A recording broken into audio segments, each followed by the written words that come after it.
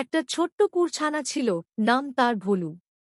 রংটা বাদামি, চোখ দুটো টলটলে, আর লেজটা সবসময় দুলত।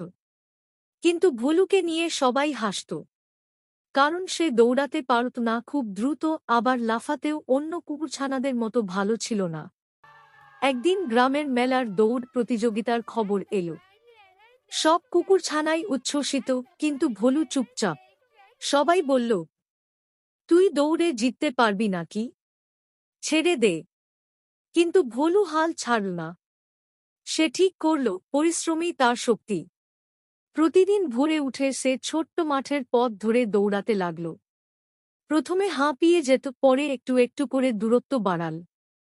বিকেলে লাফানোর অনুশীলন করত, রাতে খাবার খেয়ে আবার একটু দৌড়।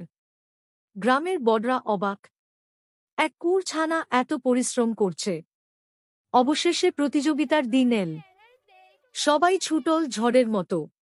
ভোলু ধীরে শুরু করল, কিন্তু থামল না।